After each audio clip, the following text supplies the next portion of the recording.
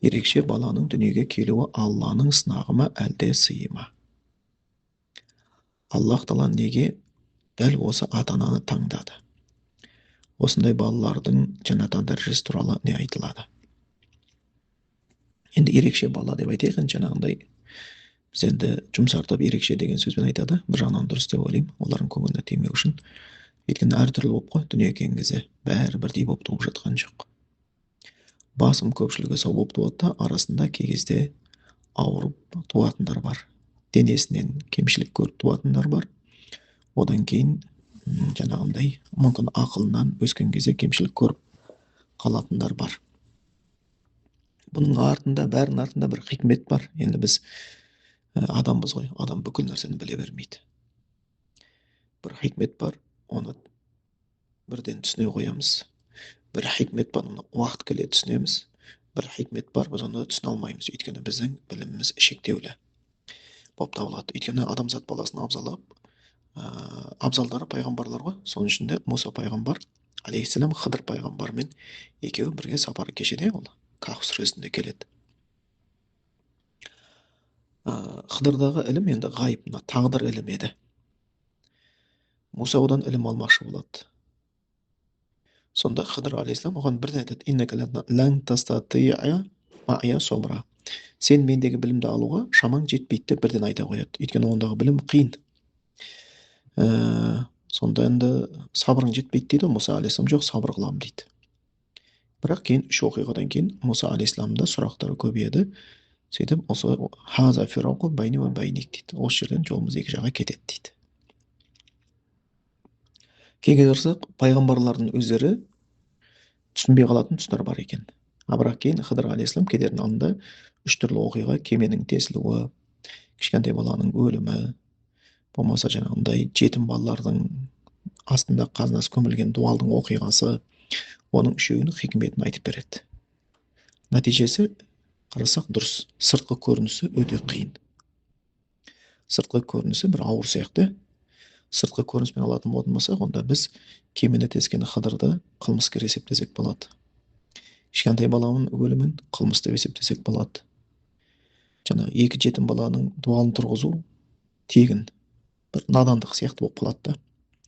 Бірақ үшеуінің артында үлкен бір хикметтер жатқан екен. Сол үшін кей кезде дүниеге ерекше бала келген кезде оның бір артында бір хикметтер болуы мүмкін да. Ол бірінші мәселе. Екінші, негізі ақылы жоқ адам қоғамда өмір сүруі қиын, бірақ ақыретте оның жауапкершілігі одан түседі. Ақылы бар адамға сәл кейбір қоғамда өмір сүру жеңіл мүмкін, бірақ жауапкершілік үлкейеді. Адамға құлшылықтар, ғибадаттар өзі ақыл болған кезде ғана парыз болады, ақыл болмайынша парыз етілмейді. Сол үшін жаңағындай құстарға, басқаларға, оларға бір намаз, ораза деген парыз болып айтылмаған. Өйткені олардың ақылы соған ғана жеткілікті. Одан кейін олардың арасында, жануарлардың арасында өте сирек кездеседі ондай аурулар. Олар енді гигиена ештеңе сақтамаса да, бірақ адамдардың арасында бұндай келіп тұрды, онда бір хикмет бар да. Жалпы хадисте біз білеміз, адам алейхиссаламды Аллах жаратқаннан кейін оның арқасын сипап ұрпағының бәрін шығарып көзіне көрсетеді ғой. Сонда ұрпағын көрсеткен ішінде жаңағындай шынымен де ауру бар, сау бар, күш қуатты бар, әлсіз бар, бай бар, кедей бар, бәрі әртүрлі да. Енді адам алейхиссалам ол үшін бәрі ұрпағы өз баласындай көреді ғой. Сол кішкене әсер етеді. Аллахтан сұрайды: «Әлә сауайта байнахум». Аллах тағала бәрін бірдей қылып жарата салмадың ба дегенде, Аллах тағала не деп жауап береді адам алейхиссалам? «Инни ахбабту ан ушкара» дейді. Мен шүкір еткендерін қаладым дейді. Өйткені сау адам ауырған адамды көріп шүкір етеді. Өмір заңдылығы сондай қарасақ, өмірде күндіз бар, түн бар. Жәннатта тек қана күндіз болып тұрады ғой. Түн бар. Яғни бұл бір-бірінің қадірін білу үшін да. Күндіздің қадірін білу үшін түн жаратылған, түннің қадірін білу үшін күндіз жаратылған. Өмірде ыстық бар, суық бар. Өмірде жақсылық бар, жамандық бар. Өмірде жақсы адам бар, жаман адам бар. Соны былай айтқанда ажыратып бағалау үшін да. Өйткені бұл сынақ әлем болып табылады. Сол үшін ерекше балалардың келуінде бір хикмет бар. Енді Аллах тағала бұл ата-ана неге таңдады? Ол жерде тек қана жамандық болмауы мүмкін. Мүмкін сол ата-ана оған қамқорлық жасап, соның, өйткені біз ажрке бе қадри насабики деп біледі ғой, сенің сауабың көретін қиындығымен еселенеді дейді. сол арқылы ол ата ананың көптеген күнәсі кешіріліп кетуі мүмкін да. Сол ерекше балаға қамқорлық көрсеткен болатын болса.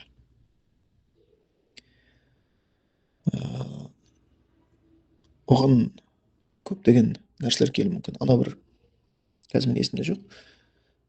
Пусть говорят та бір шығарып еді, турецкий гамбит деп аталады ғой деймін. Бір түрік әйелі больницада ешбір қараусыз қалып кеткен, жол апатына ұшыраған бір, енді түрі орысқа ұқсайтын бір баланы асырап алады ғой. Енді өзі больницада болады, оның отбасында береке қашады, басқа болады, көптеген қиындықтар болады, күйеуімен ажырасып жүреді. Сосын жаңағы әйел адам, енді мұсылман әйел кісі, ол полный өзінің бір программасы бар. Мүмкін әлеуметтік желіде әлі де бар шығар, бірақ мен өзім толық көріп шыққанмын. Сонда сол әйел адам сол сұрайды, бұл кім дегенде білмейміз дейді енді. Ешқандай артынан ешкім іздеп келмеді дейді. Үлкен апатқа ұшыраған, денесінде өте көп сүйектері сынған, әйтеуір тірі қалды. Бірақ енді сөйлей алмайды, білмейміз дейді. Соған түрік әйел жаны ашып сол баланы үйіне алып кетеді. Сөйтіп бала шағасымен қарай бастайды. Сол кезде түрік әйелдің көптеген шаруасы шешілген де өзінен өзі. Енді ең кезердей адам ғой енді. Оны жаңағындай бет аузын тазалап, памперсін ауыстырып, тамағын беріп деген сияқты. Сонда не деп айтады? Бұл Аллахтың бізге берген мейірімі болды дейді. Күйеуімен қарым қатынас дұрысталады, отбасы береке болады. Кейіннен кейін оны Россия шақырады да, таң қалып оның еңбегіне. Сонда Россияның бір депутаты кәдімгідей алдына келіп тізерлеп отырып айтады да, мен саған бас идім дейді да сізге. Енді ол әйел адам біріншіден өзіне де жақсылық шақырды. Өйткені кей кезде Аллахтың мейірімі біздің басқаларға мейірім танытуымыз арқылы бізге келеді да, тегін келмейді. Ирхаму ман фил ард, ирхамукум ман фис сама.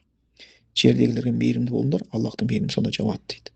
Осындай бір ерекше қартайған, ауырған, ақылы кем адамдарға мейірімді көрсеткен болатын болсақ, Аллахтың бізге мейірім есігі ашылады да.